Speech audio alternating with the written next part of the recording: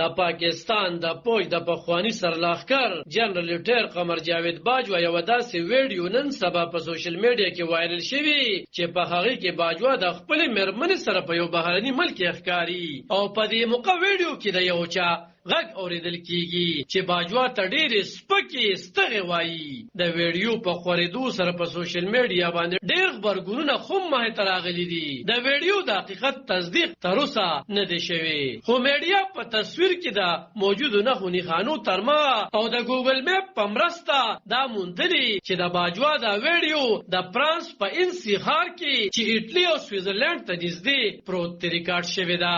په ویډیو کې یو کس چې د لهجې نه د افغانستان پښتون ښکاری بغیر د دې چې خپل مخ کاره کړي. د پاکستان د پوج پخوانی مشر ته کیمرا برابر کړي او ریدل کېږي چې هغه ته ناوړه کنځلې او سپکې سپورې وایي. هغه د افغانستان د ناخوالو ذمہوار باجوا ګڼي. د دې تصدیق هم اسانه نه دی چې آیا دا خبره باجوا ته هم هغه ځای شوی او کوی روستو پر ریکارډ شوی ویډیو اضافه کړی دی. په ویډیو کې دا ښکاري چې باجوا د سړک تر غاړه د یوې دروازې مېته د خپل مرمن سره پارام ناشته او هغه کس نظر اندازه کوي چې د کنزلو غږ اوریدل کیږي. په یو ځای کې صرف باجوا کیمرې ته ګوري او غواړي چې هغه کس ریکارډینګ بند کړي. ګینه پولیس براو بلی د کنزلو ترڅنګ اوریدل کیږي چې هغه کس وایي دلته می شاته پولیس دي، کو دا پولیس نه وي ما په دې باندې شروع کوله ډبولې به وي.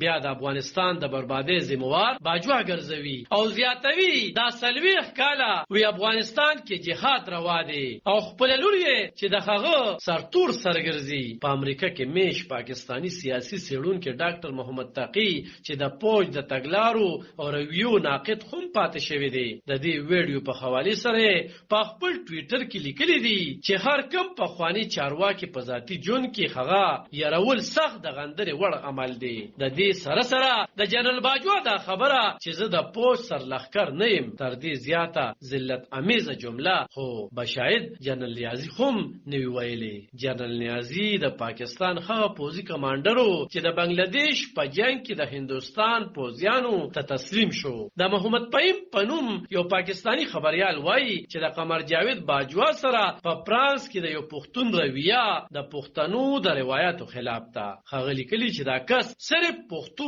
ژبه باندې پوهیده مګر پښتونواله باندې نه پوهیده. علب خان شیرپو دلبر نیوز 400 د پاکستان